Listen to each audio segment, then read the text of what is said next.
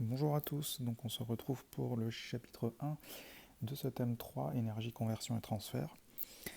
Donc pour cette première partie, on va d'abord parler du modèle du gaz parfait, et puis tout d'abord de l'état gazeux de façon générale. Donc déjà pour commencer, l'état gazeux, comme on peut le voir sur la première vidéo, donc c'est un état qui se caractérise par un mouvement désordonné des entités. Donc là on voit bien que le mouvement est désordonné. Elles sont libres de se déplacer dans tout le volume qu'on leur offre. Donc ça c'est pour l'état gazeux. L'état gazeux est donc un état qui est désordonné. Première chose.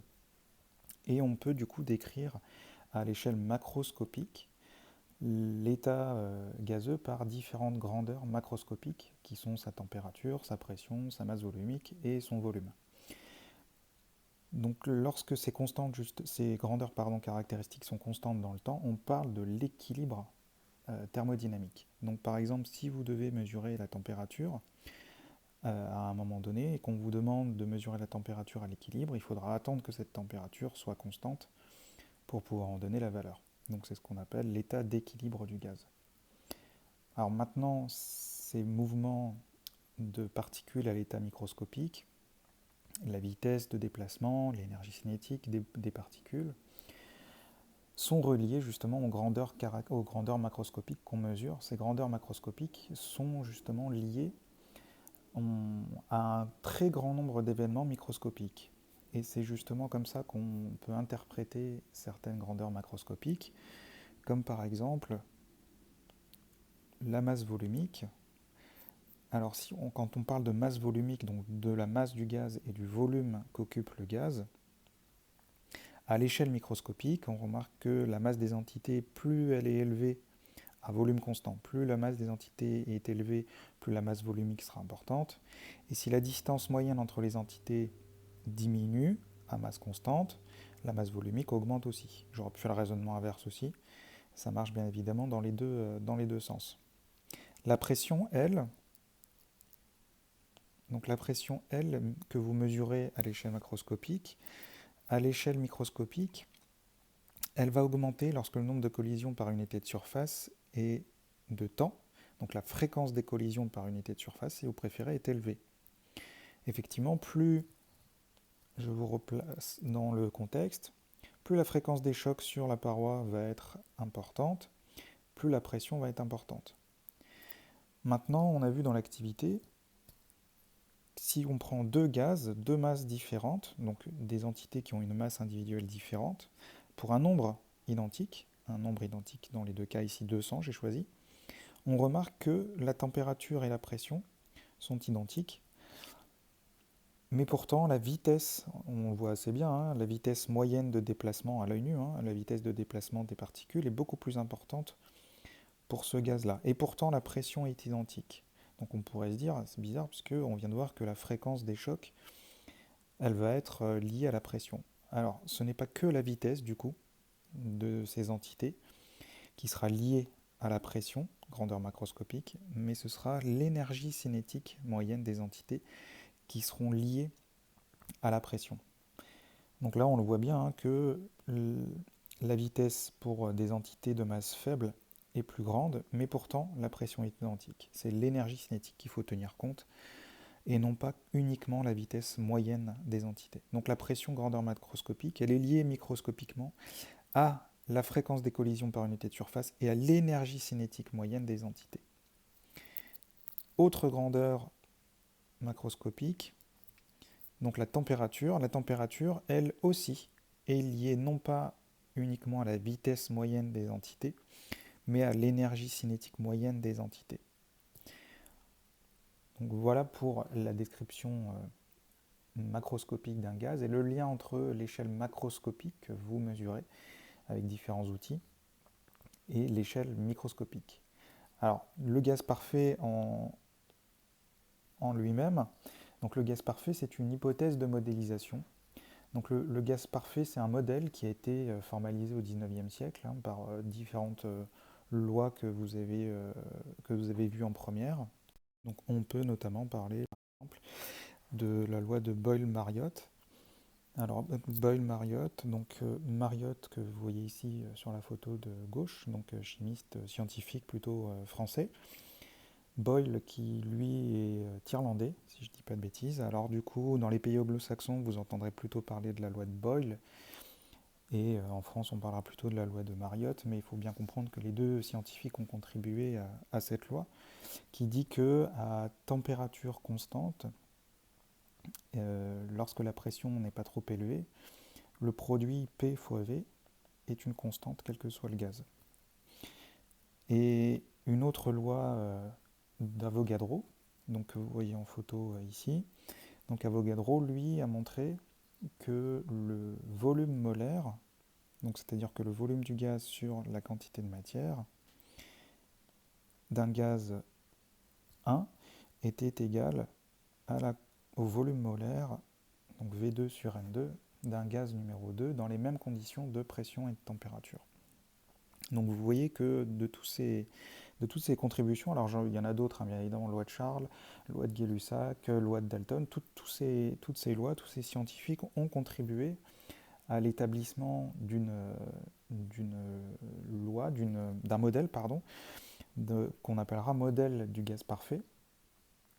Donc il est basé sur des observations expérimentales, hein, première chose déjà, et on a montré que tous les gaz, dans certaines conditions de pression, donc des pressions pas trop élevées, où je vais vous donner des valeurs de référence après, on montre que tous les gaz ils tendent vers un comportement unique, et quels que soient les constituants, les entités qui constituent le gaz.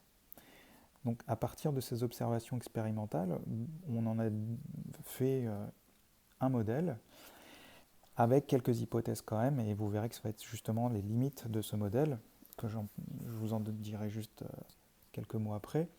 Donc les entités qui composent le gaz, on va supposer qu'elles n'interagissent pas entre elles ou avec les parois du récipient en dehors des collisions. Donc c'est-à-dire qu'il n'y a pas de force électrostatique par exemple entre deux molécules, puisque je vous rappelle, alors molécules ou ions ou atomes, je vous rappelle quand même que dans un atome, donc vous avez un noyau qui lui est chargé positivement avec un ensemble d'électrons alors répartis dans des couches, hein, qui eux sont chargés négativement. Donc vous remarquez que lorsque vous allez avoir deux entités identiques,